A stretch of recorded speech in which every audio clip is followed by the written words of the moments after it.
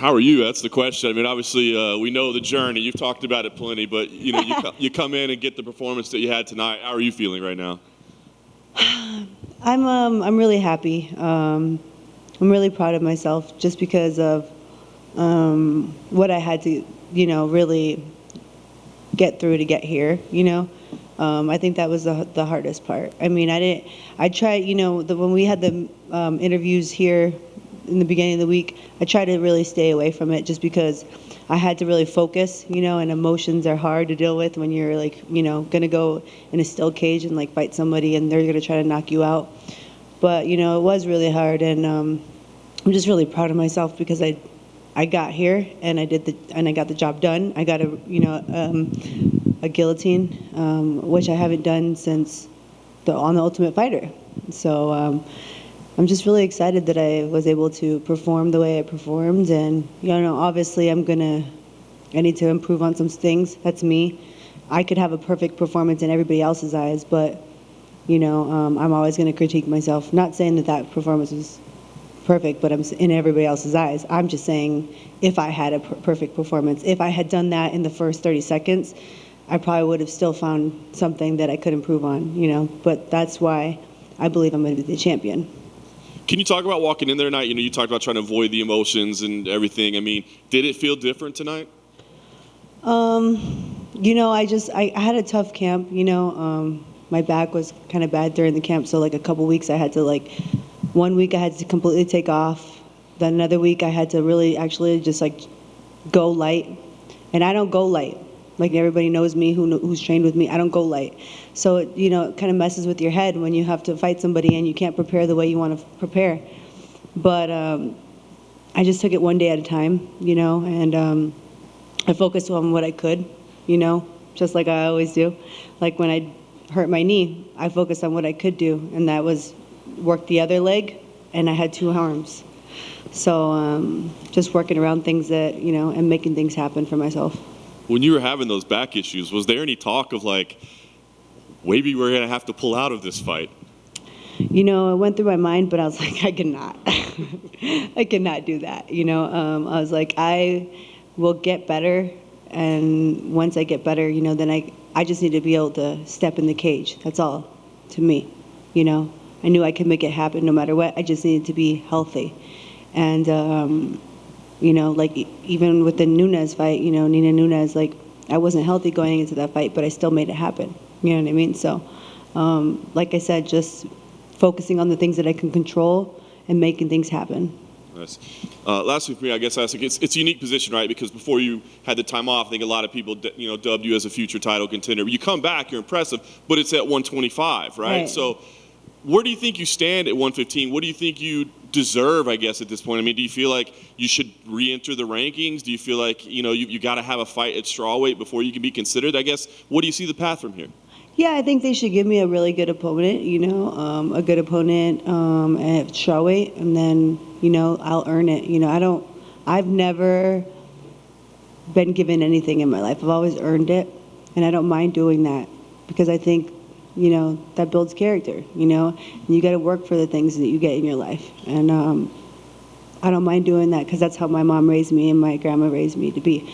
So, yeah, I'm excited for whoever, like I said before, Montana's tough, and I was really honored to share the cage with her because she's, she has a lot of fights, and she accepts really difficult fights.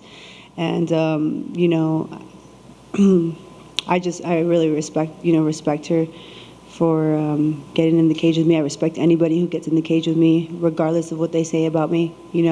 I think, maybe she said a couple things that maybe I didn't like, but I was like, whatever, I did take it to heart a little bit, but then I was like, maybe it's gonna, build her up or whatever, make her feel a little bit better, or whatever. Maybe I try not to take things personally, but I am a woman, and sometimes we get a little chip in the shoulder when someone says something about us. I think anybody does. You don't have to be a woman for that, but yeah. So I think she said that maybe because everybody was so small that I could only wrestle them because they were small. Well, she's a 125-pounder, and I wrestled her, and not only that, but I train with people much bigger than her at practice, and I can take them down. So.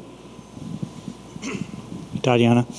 Going off that same question, like if you had your choice, would you want to fight like a former champion in your next fight, like a Rose, or do you want like a top contender like Emmanuel Lemos, maybe like fight Carla again? Like what what do you want? I don't think anybody wants to see me fight Carla again. Let's be real. Like, it's like I would catch a case twice. No, we're not doing that. Not saying that she hasn't improved, but I just think that you saw the first fight. I don't even think that there would be anything different about a second fight with Carla. So let's just not do that one. But I mean, yeah, I would love to. Like I said, I have said that I want to fight all the best people.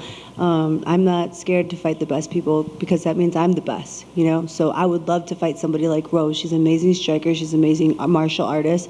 You know, she too has, you know, overcome a lot of things in her life, and I respect her as a person. So when I say that I want to fight them, it's really not disrespect to, like, you know, I'm not trying to be disrespectful. I just think that I want to fight all the great people, you know what I mean? And it's out of respect that I want to do that. You know, I feel like it's an honor to share a cage with somebody. So yeah, I'm just excited. I would love to fight somebody like Rose or whoever they give me, really. You know, I'm not, I've told multiple people, you know, I would go down the entire roster if I could, you know, like wouldn't mind doing that. Like, and I'm not saying that just like, I just think it's fun to fight, you know? And so I love the whole media. I love everything about it because it's just fun. I mean, I love this lifestyle. And I think the thing that I love the most is just that, like, I can display it, you know? I do it all the time at practice, but now I can display it.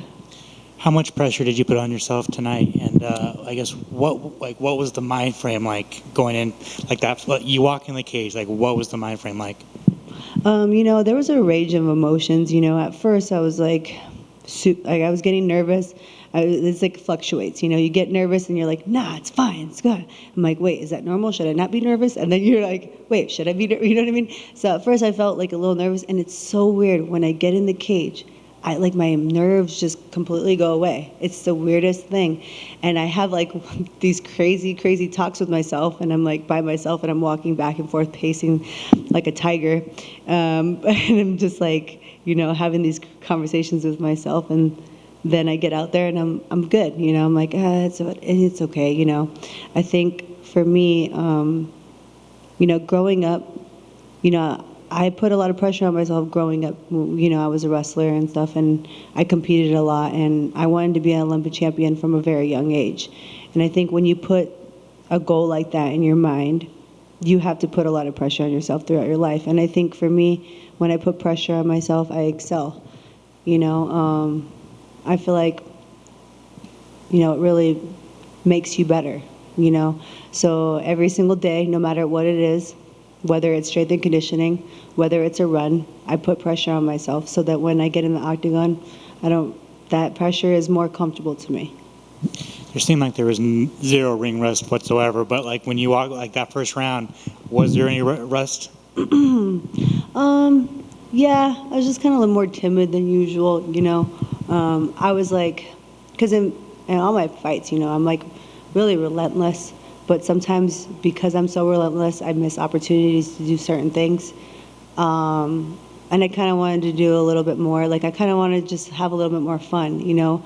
And so I think because I wanted to have so much fun and get like, it was in my mind that I wanted a $50,000 bonus. You know, I was like thinking to myself, okay, how can I get a Sulu stretch? How can I get you know, how can I get a twister? Like I was practicing twister yesterday.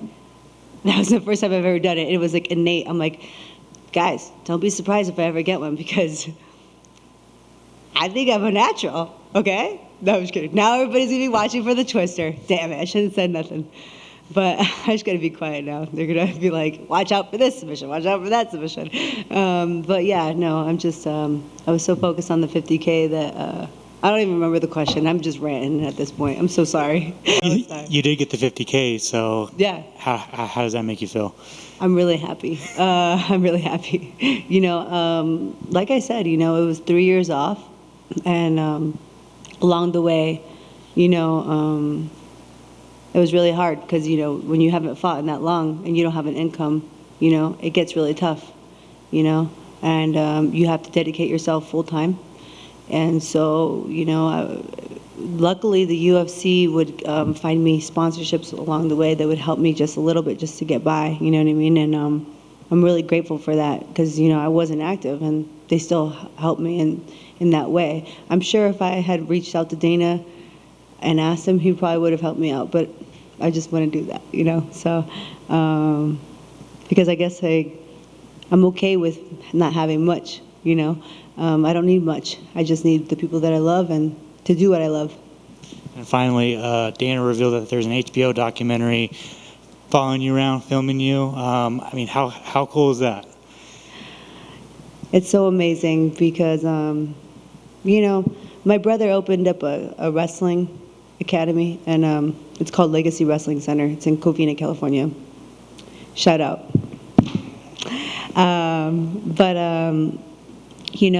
My brother's, he's changing lives, and I'm really proud of him because, he left his regular job and he pursued this, he could have just worked a regular job, but that's not his passion. His passion is coaching.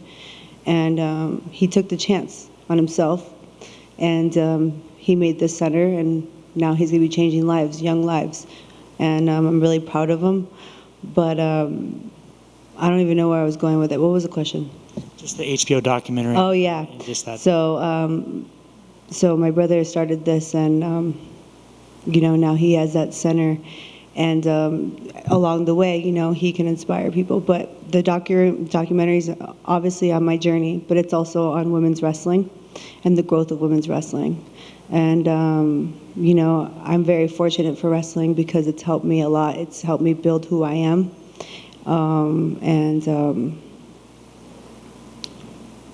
I'm just really grateful for the sport, and I'm glad that my brother can actually do the same thing for other girls and also boys. But I'm really excited about the documentary. And I guess the point of me speaking about my brother was just that he followed his passion. And I'm really proud of him for that. And I'm really excited about this documentary. Just have one on that. I think it came up in media day, and a lot of people were saying how they considered you like the female version of Khabib when it came to wrestling. You're talking about women's wrestling. Who are some of the role models out there that people should be paying attention to when they are thinking about women's wrestling, so that they can say that you remind me of so and so? Who are some of these names out there that people should pay attention for? For the women's wrestling? For women's wrestling. We have Helen Morales, who I also shared. She's an Olympic gold medalist. I don't know how to say it. Tamira Mensah-Stock. Adeline Gray, Victoria Anthony. Those are the people from, when I was there. Clarissa Chun. I looked up to Sarah McMahon and Patricia Miranda. When I was 12 years old, I walked up to Sarah McMahon and Patricia Miranda. They were at a booth, and I was like, I want to be an Olympic gold medalist. And I didn't get to do that, but here I am, and I'm living my second dream. And I'm very fortunate because sometimes people aren't even fortunate to have one dream, and I have two. Now I have two, and I've had the pleasure of living both of them. Have you ever had any young ladies come up to you and say that they want to be an MMA fighter now because of you? I think, yeah, a couple, yeah. But I think a lot of times it's a little, I think they don't really express it, but, they look up to me, and I don't realize it, but I'm very fortunate to be able to inspire people along the way. And that's actually what I was going to say about the legacy thing. My brother opened up a thing. His motto is, his slogan is, what will be your legacy? And for me, I want to inspire as many people along the way in my journey. And the fact that HBO is obviously documenting that, and it's going to reach more people, I'm very, very blessed to have that opportunity to be able to do that, because life is hard, and it's good to have some inspiration that will help you along the way. That's awesome. Congrats on victory. Thank you. Thanks, guys.